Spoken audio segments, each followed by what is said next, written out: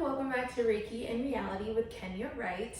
It has been a while since my last video because Love Island has actually become hard for me to watch.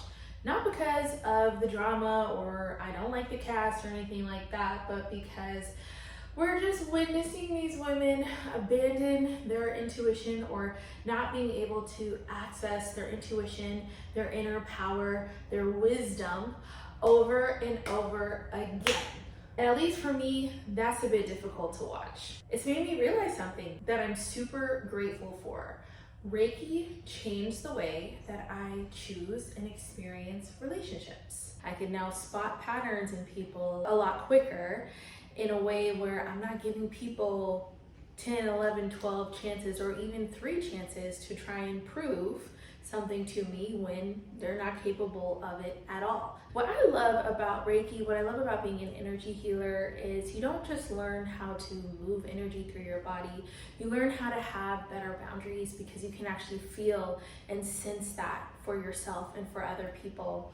You learn to be discerning because when you're working with energy, it helps you to raise your vibration, raise your mindset, so that you're experiencing yourself at your best. You're in that Reiki practice and you're like, dang, I'm so awake, I'm so energized. And you start to notice very quickly when you start interacting with people who then take you out of that energy. Working with Reiki, it taught me that peace is actually supposed to feel peaceful. Hello.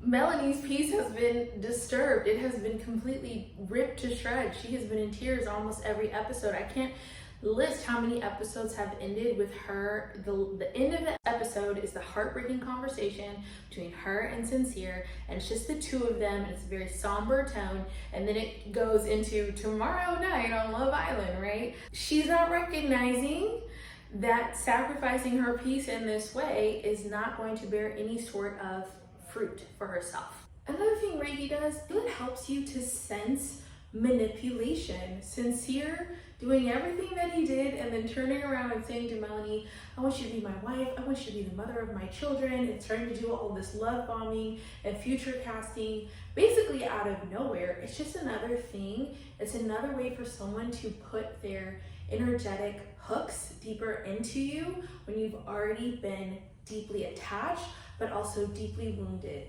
deeply hurt. We never heard him talking this seriously. They were just talking about what their first date was gonna be like and what their life was gonna look like right away. And now, when she's considered leaving him multiple times, suddenly it's like, you're the love of my life, you're my future wife, like I'm trying to lock this down, you're everything I've ever wanted, which of course, we first of all can't even believe that, but also, it feels so good to hear that, if that's something that you've been yearning for. And that's where it gets really, really tricky and also terrible. And I'm so happy Melanie's family and even Sincere's family kept it a stack on family day. Like, girl, run. I think it's gonna be really, really hard. Even though she says she wants to see what it's like in the outside world, I think she's going to notice very quickly the outside world is even harsher than what she's experienced in the villa as far as opinions on their relationship. I was 28 when I learned Reiki. At that time, I was confusing intensity with compatibility.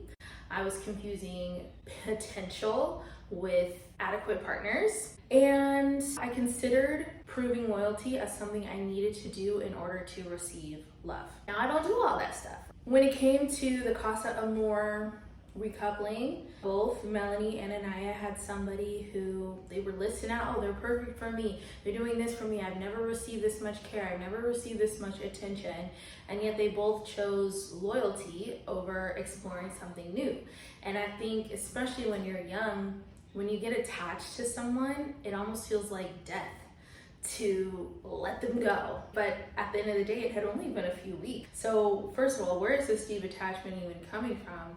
And second of all, there can be this belief of, this is the best that it's gonna get, so I need to make this work, and I need to show that I'm a committed person, and I need to show that I work hard or I'll try hard, and it's on me to fix this, it's on us to fix this, and that's better than just swimming out to explore the other fish in the sea. I think so many women have been conditioned to work with a project, to seek a project, instead of to seek a protector. They're not feeling protected, they're not feeling covered. We're seeing it now with Anaya and Carl. That's why we love them. That's why it seems so genuine, because we feel the protective nature of Carl. We feel the balanced energy of their interactions. It's very respectful.